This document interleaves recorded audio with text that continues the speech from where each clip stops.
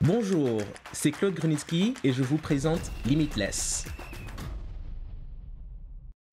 Limitless est un podcast produit par True Africa qui pose les questions qui comptent pour l'Afrique. Nous cherchons des solutions africaines aux problèmes africains. Ce podcast est rendu possible grâce à une subvention du département d'État américain et de la fondation Sinfire. Dans cet épisode, nous discutons de l'activisme sur les réseaux sociaux. Malheureusement, il est arrivé à un moment où certains médias ne faisaient pas le jeu, c'est-à-dire ne nous donnaient pas la parole et puis ils étaient sous menace du gouvernement. Beaucoup de gens pensent que les réseaux sociaux ne sont que distraction et négativité. Mais parfois, il y a un beau pouvoir, celui d'utiliser cet espace pour provoquer le changement. Une chose à laquelle on doit faire attention aujourd'hui, c'est de reconnaître le potentiel des réseaux sociaux, mais aussi d'en connaître les limites ou leur effet démobilisant, comme on dit. Des manifestations #FeesMustFall en Afrique du Sud au mouvement #EndSARS au Nigeria, l'activisme sur les réseaux sociaux a prouvé qu'il pouvait sensibiliser et provoquer des changements sociaux. Pour cet épisode, je vais à la rencontre de 3 activistes qui vont me parler de la manière dont les réseaux sociaux les aident à changer les mentalités. Oliver Barker-Vormawor est notre premier invité. Il est conseiller en gouvernance et l'un des fondateurs du mouvement #FixTheCountry au Ghana en 2021. Le mouvement est politiquement neutre et vise à rassembler les jeunes autour de la transparence et de la démocratie. 3 ans après avoir lancé Fix the Country, je voulais lui demander s'il pense toujours que les réseaux sociaux peuvent provoquer des changements au Ghana. Voici notre conversation. Avez-vous toujours confiance en les réseaux sociaux et en leur capacité à provoquer des changements et à instaurer la démocratie dans les pays ? Nous sommes au fait du potentiel de mobilisation des réseaux sociaux, mais nous sommes aussi au courant de leur effet démobilisant. Je fais référence aux militants de salon dont parle le juge de la Cour suprême. Les réseaux sociaux ont cette capacité à transformer les gens en militants de salon car, en tweetant quelque chose, ils croient avoir fait beaucoup et que c'est assez. Oui, nous observons les réseaux sociaux comme point de départ et non comme point de mobilisation. Nous sommes très spécifiques quand nous parlons d'évoluer dans des espaces en ligne. Pour nous, c'est aussi une question d'éthique et de justice, car il y a très peu de gagnants en ligne et il est donc important de rester au sein des communautés, même si on a une présence sur les réseaux sociaux. Et la raison pour laquelle les réseaux sociaux sont si importants pour nous, c'est parce que beaucoup de médias traditionnels au Ghana sont détenus par des politiciens et la classe politique en général. Donc ceux qui sont proches du gouvernement ou du parti d'opposition contrôlent l'espace médiatique, ce qui veut dire que quand il y a des manifestations qui réunissent du monde, les médias ne les couvrent pas. Donc les réseaux sociaux sont un moyen pour nous d'atteindre certains publics, en particulier la diaspora, qui a été un grand soutien en nous aidant à financer notre travail. Mais à part ça, nous sommes sûrs qu'il faut continuer à travailler au sein des communautés. Par exemple, l'année dernière, nous nous sommes rendus 3 mois dans le nord du Ghana. De communauté en communauté, j'y étais moi-même. Nous avions 100 bénévoles sur place le matin, l'après-midi et parfois même jusqu'à 2 heures du matin pour parler aux différents publics et les mobiliser. Il est important de comprendre les potentiels et les limites des réseaux sociaux, mais aussi de reconnaître que l'intérêt des entreprises derrière est de garder le plus longtemps possible les gens sur leur plateforme. Et l'une des choses que l'on fait, c'est d'encourager les gens à faire une petite action en dehors des réseaux sociaux. Qu'ils ne fassent pas que partager ou liker une pétition. Contribuer en prenant son téléphone pour envoyer de l'argent, par exemple, est une activité en dehors des réseaux sociaux, comme se rendre à un meeting ou participer à une manifestation. Prendre une initiative hors ligne est important pour nous et on a besoin de s'engager. Donc les réseaux sociaux ont ce potentiel, mais on doit aussi avoir leurs limites en tête, je pense. Marie Malek est ma deuxième invitée. Elle est mannequin, originaire du Soudan du Sud. Elle vit à New York aux États-Unis. Elle a lancé le mouvement #RunwaysToFreedom sur les réseaux sociaux. Son objectif est de sensibiliser à l'exploitation de jeunes mannequins découverts dans les camps de réfugiés au Kenya. Grâce à sa campagne, des journalistes de l'hebdomadaire britannique Sunday Times ont décidé d'enquêter sur l'exploitation par l'industrie de la mode de jeunes mannequins. Notre journaliste Awood Attack a discuté avec Marie Malek. Elle a expliqué tout d'abord comment sa rencontre avec Nia Belen, une autre jeune mannequin, l'a poussée à démarrer Runways to Freedom. Voici leur conversation.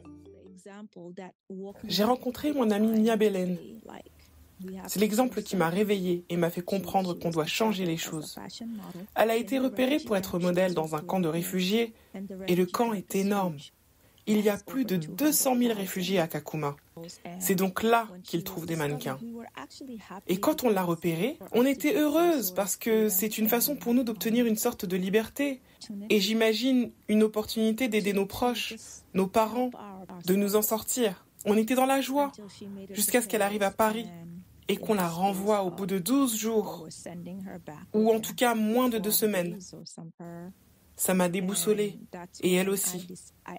Elle m'a appelée affolée et m'a dit « Mon Dieu, Marie, ils veulent que je reparte. Qu'est-ce que j'ai fait de mal? Je ne veux pas rentrer. Je pensais changer nos vies. » Nia Belen a 22 ans ou 23 ans. Sa mère a 11 enfants et elle a elle-même une fille. On s'est rendu compte qu'elles étaient utilisées et jetées comme du linge sale. Vous arrivez à Paris et on voit qui réussit vite.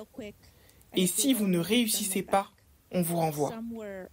Certaines ont été renvoyées avec la malaria. On se rend compte à Paris qu'elles ont la malaria, puis on les renvoie parce qu'on ne les a même pas bien examinées avant de les emmener à Paris. D'autres sont désormais sans abri, alcooliques, drogués, et il n'y a pas de protection appropriée dans l'industrie de la mode. Encore moins quand les portes sont en quelque sorte ouvertes, quand les chasseurs de talent et les agents se rendent dans des camps de réfugiés pour chercher des êtres vulnérables, pauvres et jeunes, sans aucune expérience pour les emmener à Paris. C'est donc comme ça que j'ai découvert comment les chasseurs de talent repèrent et exploitent des réfugiés dans le camp de Kakuma. J'ai décidé d'en parler sur les réseaux sociaux et ça a été viral. J'ai reçu des messages de soutien me disant vouloir aider ces personnes. Parmi ces messages, il y en avait de grandes marques de l'industrie de la mode. Et les gens, de façon générale, n'arrivaient pas à croire que des personnes étaient repérées dans des camps de réfugiés. Le Sunday Times a fait cet article avec nous, le résultat de nos 2 ans d'enquête, et il est finalement sorti en octobre 2023. Et maintenant, il y a un peu de changement, mais c'est un changement lent. Je trouve ça très inspirant, et l'histoire parlera aux gens ou choquera au début, je pense. Mais elle permettra ensuite, je l'espère, de changer les choses parce que personne ne voudra être traité comme ça. Oui, c'est le magnifique pouvoir des réseaux sociaux. Vous savez, beaucoup de gens pensent que les réseaux sociaux ne sont que distraction et négativité. Mais parfois, il y a un beau pouvoir, celui d'utiliser cet espace pour provoquer le changement en utilisant la plateforme, plutôt qu'en laissant la plateforme nous utiliser. Et c'est ce que je fais. Tant que je serai là, j'utiliserai ces plateformes. Je dois provoquer du changement et m'exprimer concernant les sujets qui sont importants pour nous. Abdoulaye Oumousso est responsable de la communication pour le mouvement FNDC en Guinée. Le FNDC, le Front national pour la défense de la Constitution, est un regroupement d'organisations de la société civile et de partis d'opposition. Le FNDC a été fondé pour empêcher l'ancien président Alpha Condé de se présenter pour un 3e mandat. En utilisant les médias sociaux, ils ont organisé d'immenses manifestations partout en Guinée, et ce, malgré la répression du gouvernement et de l'armée. Alpha Condé a été renversé en 2021 par une junte militaire qui est toujours au pouvoir. Notre journaliste Mamadou Mouktar Souaré a échangé avec Abdoulaye Oumousso. Voici leur conversation. Aujourd'hui, en tant que cadre du FNDC, vous, Abdoulaye Oumousso, vous êtes sans doute un leader écouté et redouté.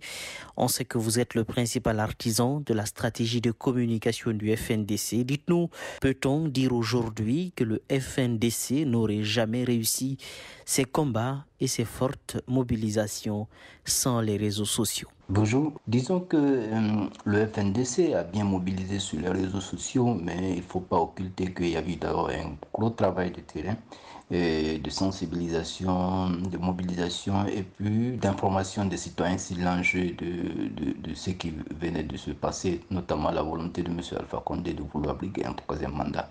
Les réseaux sociaux sont venus dans un appoint dans la stratégie de rassemblement en fait, des citoyens.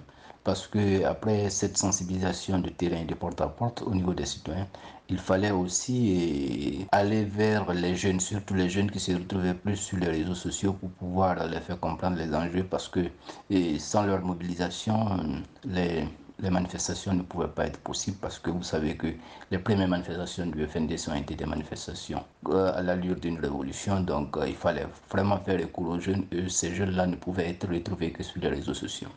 Quand avez-vous pris conscience de l'importance des réseaux sociaux dans votre lutte? Bon, je ne peux pas vous dire exactement quand nous avons pris conscience de l'importance des réseaux sociaux parce que déjà, moi, j'étais à Blogui, c'est l'association des blogueurs de Guinée.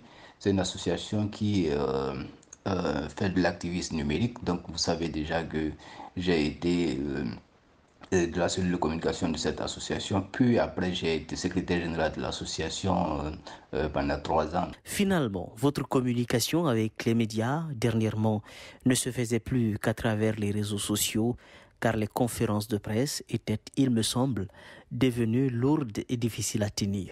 Oui, nous ne nous sommes pas passés des médias, nous avons toujours continué à parler avec eux parce que nous savons que les médias traditionnels sont d'une importance capitale dans ce que nous faisons. Malheureusement, il est arrivé à un moment où certains médias ne faisaient pas le jeu, c'est-à-dire ne nous donnaient pas la parole et puis ils étaient sous menace du gouvernement, donc ça nous permettait nous aussi également de tenter de nouvelles choses. C'est ce qui nous avait amené à l'époque de créer une web radio, de créer une web télé, mais tout cela était diffusé sur les réseaux sociaux. Mais au-delà des réseaux sociaux, peut-être que les gens vont penser que c'est Facebook, Twitter qui sont les réseaux sociaux. Nous avons beaucoup mobilisé à travers WhatsApp, à travers Telegram, mais aussi à travers Signal et d'autres réseaux sociaux. Nous faisons des spots d'audio, des spots vidéo que nous partageons aux gens, que nous amenons aux gens. Nous faisons des spots même dans nos langues que nous partageons aux personnes qui ne comprenaient pas la langue française. Et nous essayons tant bien que mal à partager au maximum de personnes et à faire partager par des personnes au confond de notre pays et ça permet davantage de mobiliser. Est-ce que la restriction aujourd'hui des médias sociaux en Guinée est liée à la place forte qu'occupent ces canaux de communication dans la lutte menée par la société civile guinéenne?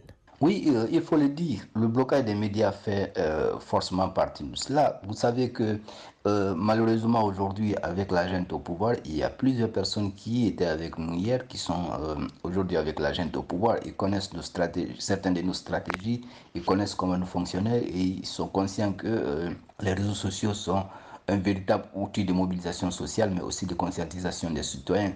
Nous pensons que forcément ça fait partie, et surtout qu'aujourd'hui vous avez vu les dérives, les dérives du gouvernement, donc ça fait que forcément qu'ils sont conscients que cela peut être, les citoyens peuvent être informés, les citoyens peuvent être sensibilisés à travers les réseaux sociaux.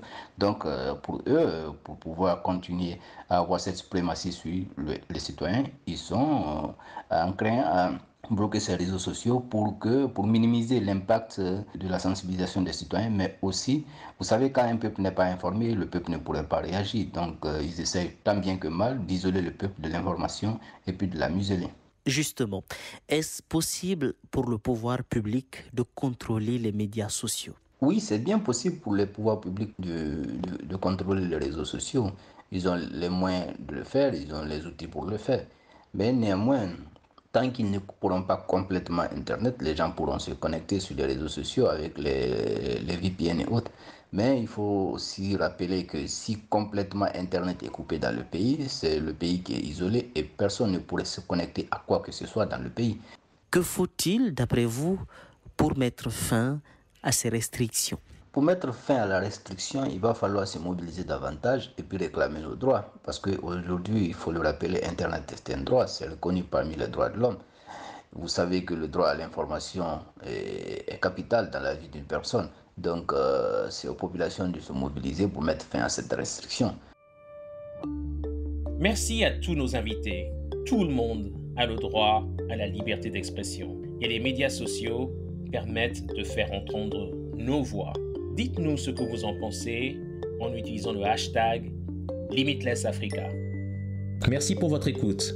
Vous pouvez écouter ce podcast sur toutes les bonnes plateformes et sur www.trueafrica.co/limitless. Ce podcast est rendu possible grâce à une subvention du département d'État américain et de la fondation Seenfire.